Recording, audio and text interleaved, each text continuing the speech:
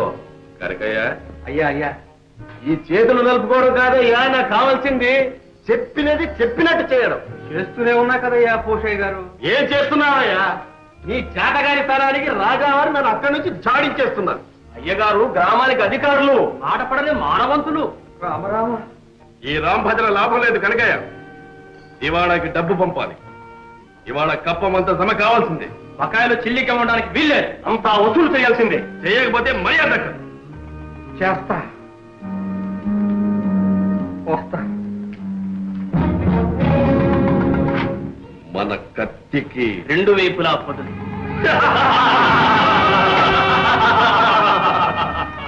అంతా సిద్ధమేనా? అంతా సిద్ధమే. పదండి.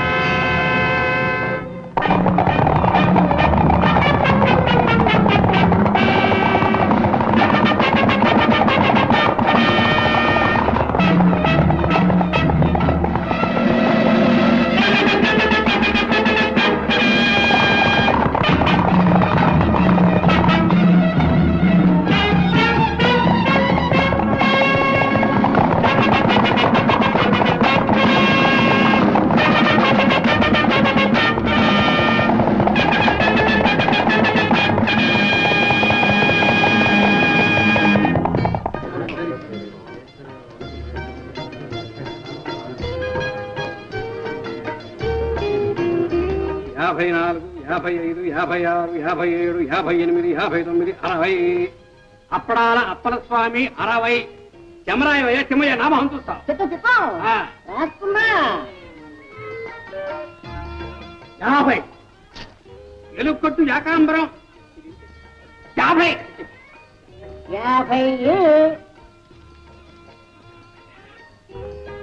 చెమయ్య, చిన్నప్పుడు ఓ సిద్ధాంతి నా చేయి చూసి, వీడు లక్ష్మీపుత్రుడు, వీడింతే, వీడి చేతి మీద లక్షలు లక్షలు నడుస్తాయి అన్నాడు.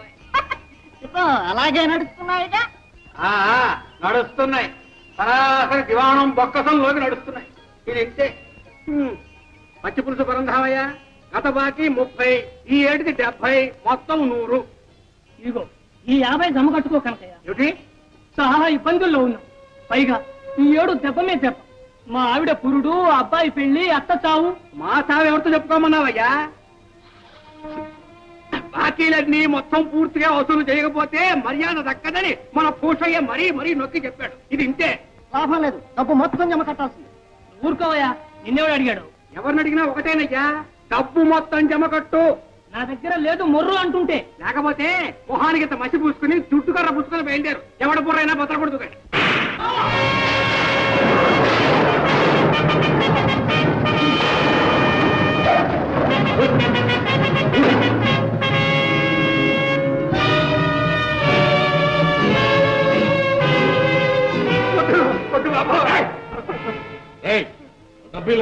వద్దు బాబు, నా ఉద్యోగం పోతుంది బాబు.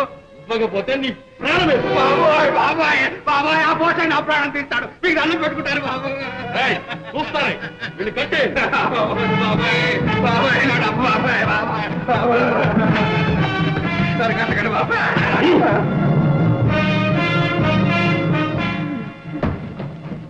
ఒరే బాబు, కట్టేదేదో కాస్త గట్టిగా బిగించి కట్టండి రా. లేకపోతే ఆ పోషే పీరుకు ఆ డబ్బు నేనే ఎత్తుపోయినట్టాడు. నోర్మయ్, ఇంతే.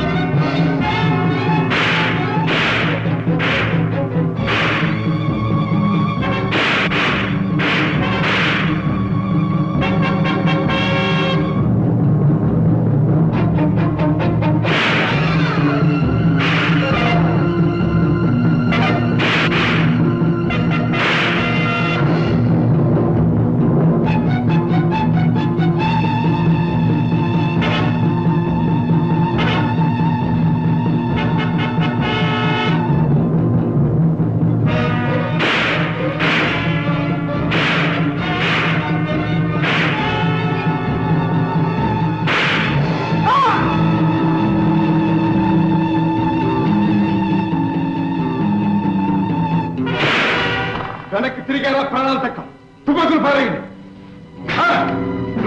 ఎదురెత్తు లేదా కోట దొరుకుతుంది తుపాకి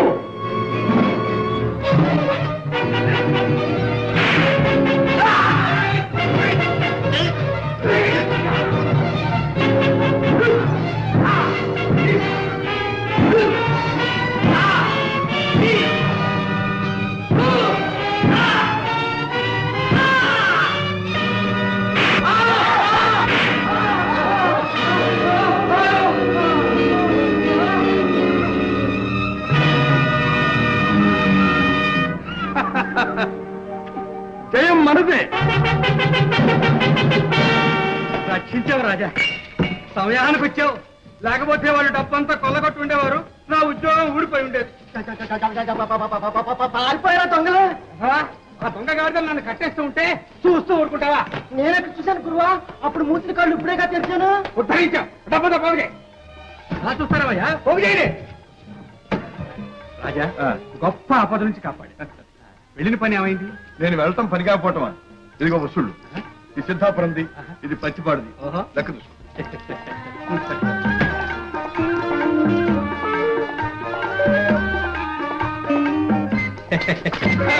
ఇంకా ఈ పోడల పాటు పోలేదన్నమాట రాజా రాజా రాజా నీ పుణ్యం ఉంటున్నాడు నడిపించమ్మా ఉండు మీ ఆవిడతో చెప్పి మరి ఇస్తాను అమ్మమ్మ నా ప్రాణం తోడేస్తుంది రాజా రాజా రాజా నా పొడి నొప్పి రాజా డబ్బు జాగ్రత్త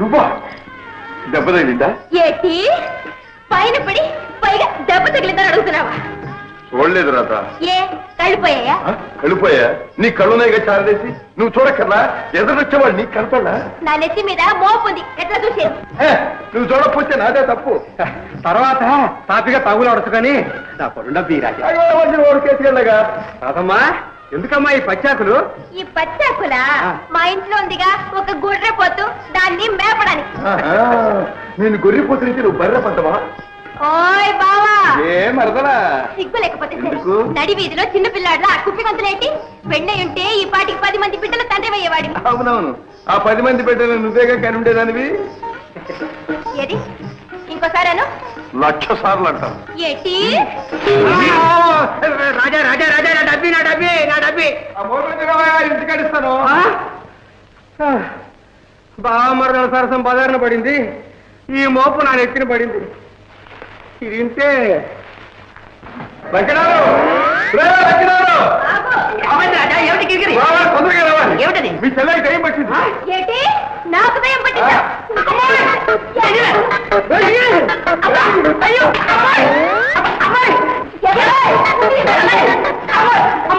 ఏమిటమ్మా నీకు నిజంగా కిరికిరి పట్టిందా ఏమిటి? అడుగు ఆ సంగతి అతగాడిని అడుగు ఏమిటయ్యా కిరికిరి? ఏముంది వడ్ల గింజలో బియ్యపు గింజ అమ్మాయిని రెచ్చగొట్టాడు రెమ్మొచ్చుకుని వెంటబడింది అదా మధ్యలో నన్ను రేవు పట్టించమ్మా రాదా? ఇదిగో అన్నయ్య ఇప్పుడే చెప్పేస్తున్నాను బావ నాతో మోటార్ సత్తా ఆడాడు చూడు ఏం చేస్తాను మధ్యలో నేను తప్పున్నాను. ఇదిగో లక్షణాలు ఇద్దరికి తొందరలో ముడిపెట్టాయి అందరం కలిసి సుష్టిగా ఫోన్ చేద్దాం ఫోన్ చేద్దామా? బాబు బాబు ఏమిటి నా పొడుండబ్బి బాబు వెళ్ళాలి తొందరగా పోసే అవునవును అక్కడ ఉంది కానీ ఒక కిరికిరి.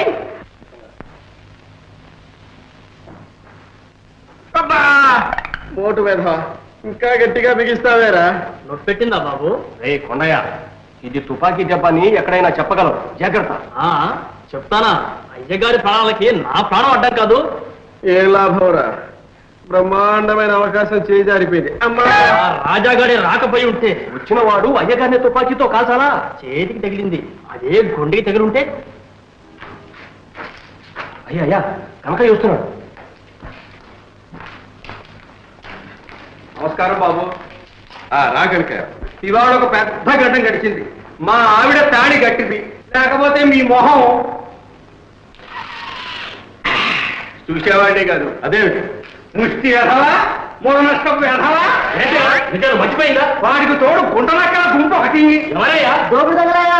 అమ్మా ముఖానికి గుడ్డలు కప్పుకుంటే నేనా తడుస్తాను, పైగా తుపాకులతో వచ్చి పడ్డారు. దెబ్బతో నేను మూర్చిపోయాను. దివాణం డబ్బుతో తుపాడానికి వచ్చారు గాడిద కొడుకులు. వాళ్ళను చూసి జనం చల్లా చెదరై పారిపోయారు. నేను నా ముందు డబ్బు సంచులు మిగిలిపోయాం. దోచుకుపోయేవారే కానీ ఈ కనకయ్య ముందా కుయ్యలు. ఇదిగో ఎక్కడి నుంచి వచ్చిందో ఆవేశం కానీ ఆంజనేయుల్లాగా ఎగిరి ఒక్క పోతున్నాడు. పొట్టలో ఒక్క పొడి, గోపు మీద ఒక్క గుమ్మి, నడి మీద ఒక్క తాపు, ప్రాణాలు తీసేస్తాను రగ్గాడిది కొడకల్లారా అన్నాను. ఆ దెబ్బతో బోషయ్య గారు అదే పరుగు అదే పరుగు అదే పరుగు తిరిగి చూస్తే చెమ్మడితో నేను నిద్రపోయాను అంతే. ఇది ఇంతే. మంచి పని చేశావు, బుద్ధివంతుడు. రేపు ఆ డబ్బు దివాణం బొక్కసంలో జమగట్టాలి. మనం ఇంత కష్టపడి డబ్బు వసూలు చేసి పంపడం, అక్కడ ప్రభువులు వారి వినోదాలకు విలాసాలకు విరదల్లారు.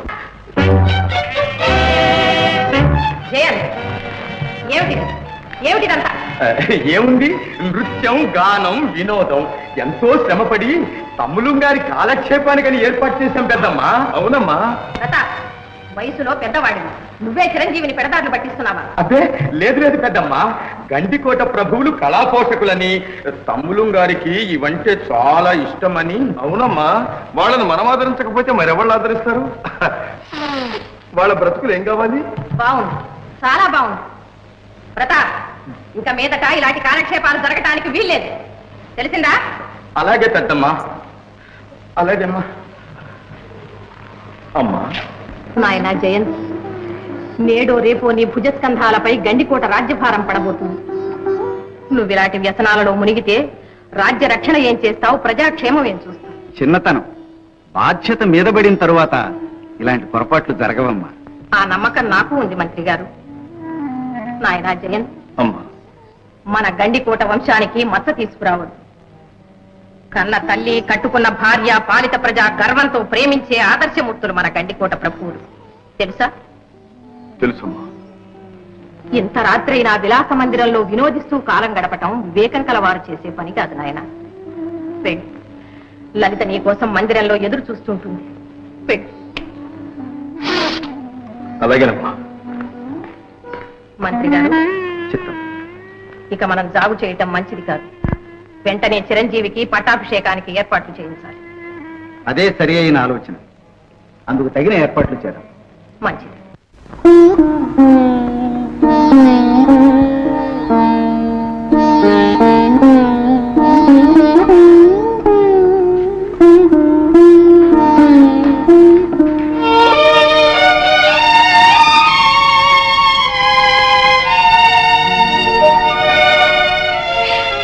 వచ్చారా?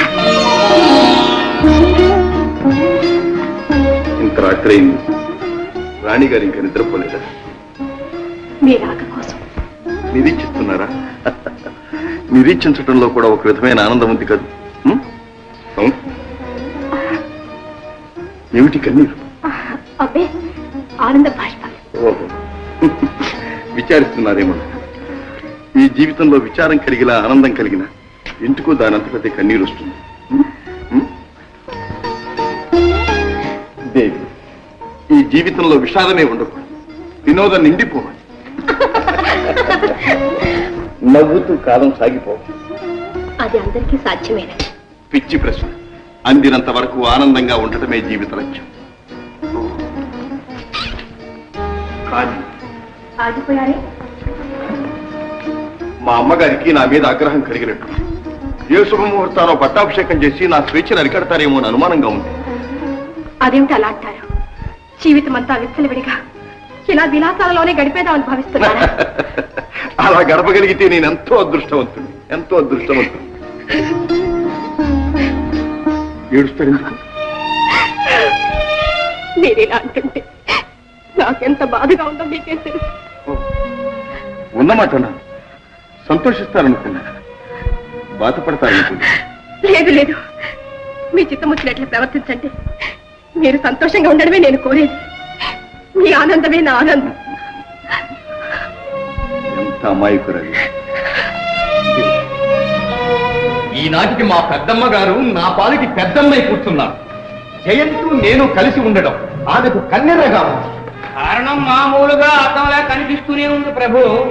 యువరాజు గారిని తమరు విషయలోలుగా మార్చేస్తున్నారని మహారాణి గారు మామూలుగా పసికట్టేశారు. అందుకే కాబోలు యువరాజుకు రాజ్యాభిషేకం చేయాలనే నిర్ణయానికి వచ్చారు. రాజ్యాభిషేకం ఆనాడు మా నాన్న కంటే వయసులో పెద్దవారు గనక పెదనాన్నను రాజును చేశారు. అదే న్యాయం ప్రకారం ఈనాడు జయంత్ కన్నా నేను పెద్దవాణ్ణి గనుక నన్నే రాజును చెయ్యాలి. చెయ్యాలి మామూలుగా. కానీ యువరాజు గారు మహారాజు గారి కుమారులు, మామూలుగా తమరు మహారాజు గారి తమ్ముని కుమారుడు. ఇది చాలా అన్యాయం అవధాని గారు. ఇద్దరిది ఒకే రక్తం, ఒకే వంశం. పైగా యువరాజు కంటే అయ్యగారు పెద్దవారు, యోగ్యులు. కానీ మామూలుగా జ్యేష్ఠుని సంతతికే రాజ్యాభిషేకం అనే పాడు ఆచారం ఏది ఒకటి ఏడ్చిందిగా మామూలుగా మనకి. ఆ దురాచారాన్ని రూపుమాపుతాను. నేనే రాజునవుతాను. అవును, ఎందుకు కాకూడదు? ప్రయత్నిస్తే తప్పకుండా సిద్ధిస్తుంది. అసలు మీ జాతక చక్రంలోనే మహారాజు యోగం కట్టుంది. యోగమున్నా లేకపోయినా నేనే రాజునై తీర్తాను. శుభం, మీ నోటి వాక్కు ఫలించి తీరుతుంది. మీ వంటి మహావీరులు, శక్తివంతులు రాజైతే మామూలుగా ప్రజలు తరించి పోతారు, రాజ్యం పడిపోతుంది, బాగుపడిపోతుంది. ఇక మా వంటి వారి విషయం మామూలుగా బ్రహ్మాండం.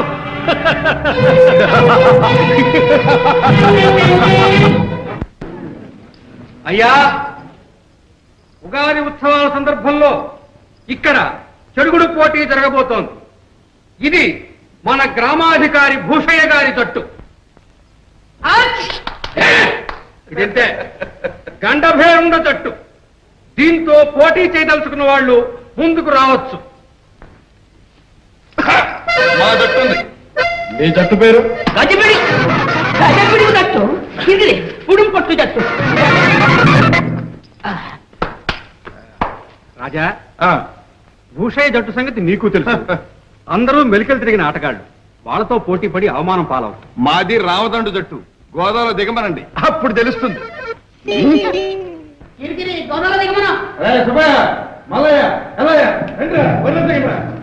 మన పేరు వెలుపాలి. గెలిచారా ఒక్కొక్కరికి 100 వరహాలు. వదలెట్టండి. కొత్త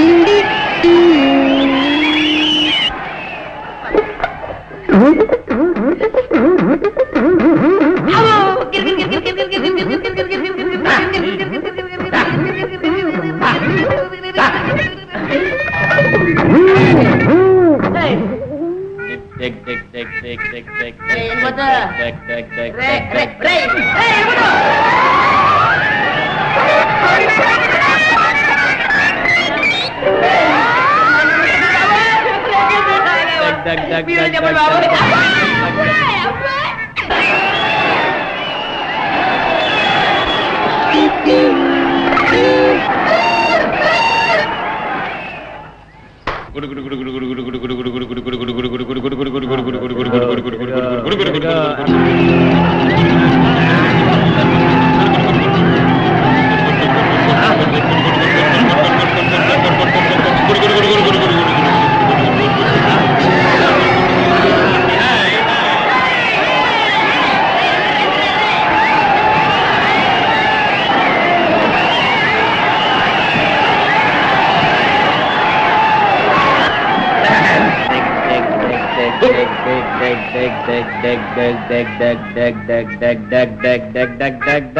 Dag